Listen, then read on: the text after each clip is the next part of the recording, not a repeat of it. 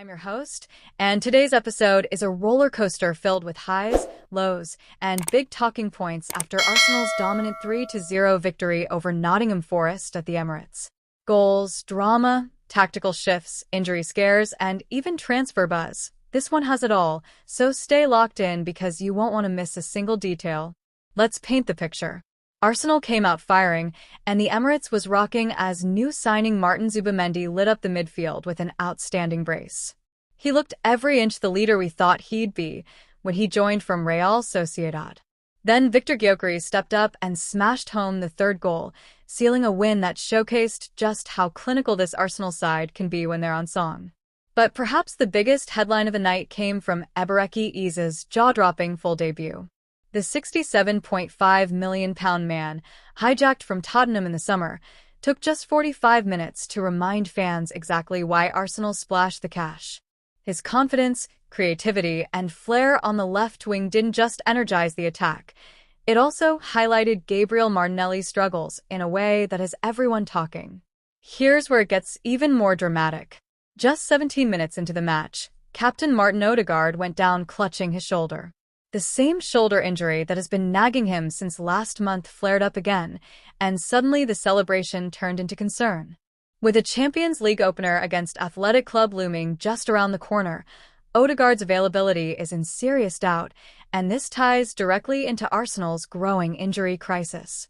We're talking Havertz out for months, Bukayo Saka managing a hamstring, William Saliba nursing a knock, Gabriel Jesus sidelined long-term, plus niggles for Norgard and Ben White. It's a nightmare scenario for squad depth, and timing couldn't be worse. But let's dive into the positives first. Eze was sensational. Stats don't lie. In just 45 minutes, he received more passes in the attacking half, 14, than Martinelli managed in his last 128 minutes combined, where he had only 8. That tells you everything about how teammates trust him, how he positions himself, and how he brings fluidity to the build-up. Compare that to Martinelli, who has looked isolated and predictable, struggling to create the same spark he did in earlier seasons. This begs the question, is Eze the upgrade Arsenal needed on the left, and where does that leave Martinelli moving forward? Now, let's not forget Zubimendi. The Spaniard showed why Arsenal made him a priority signing this summer. 2 goals from midfield, incredible composure under pressure, and a passing range that kept Forest chasing shadows. Pair him with Gyökeres, who's already proving he can adapt to the Premier League's intensity, and suddenly Arsenal's summer business looks like the smartest in years. These players aren't just filling gaps, they're raising the standard. But back to Odegaard's injury. Mikel Arteta admitted post-match that it's the same shoulder problem and that tests are ongoing.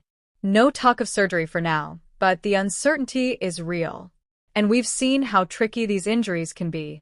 Without him, Arsenal lose their chief creator, their captain, their heartbeat. That leaves even more weight on Zubimendi, Rice, and now Eze to carry the creative load. Arteta's challenge is to adapt quickly because Athletic Club at San Mamés will be no easy game. Let's zoom out for a second. Injuries are nothing new for Arsenal fans. We've seen promising starts collapse because key players went down at the wrong time. Last season's title challenge fell apart after William Saliba's injury. This time, though, the recruitment strategy looks like it might save us. Depth has always been the missing ingredient, and now with names like Zubimendi, Gyökeres, and Eze stepping up, Arsenal look far more resilient. Instead of panic, we're seeing options. Instead of predictable rotations, we're seeing tactical flexibility. That's the kind of evolution you need if you want to keep pace with Manchester City and Liverpool. Still, the Martinelli situation adds spice. His form has dipped, and rumors are swirling about a potential sale down the line. No firm bids yet, but the speculation is growing louder. Do Arsenal stick with him, hoping competition reignites his fire, or do they eventually cash in while his value remains high? Fans are split, and the debate is raging on X and across forums. Some argue that selling him could fund another big move, while others insist patience is needed. After all, he's still only 24, with bags of potential. What's undeniable, though, is that Eze's debut changes the dynamic. His unpredictability, His link-up play and his versatility give Arteta new weapons. He can drift inside, play in tight spaces, and force defenders out of position. That's something Arsenal lacked last season when teams sat deep and parked the bus.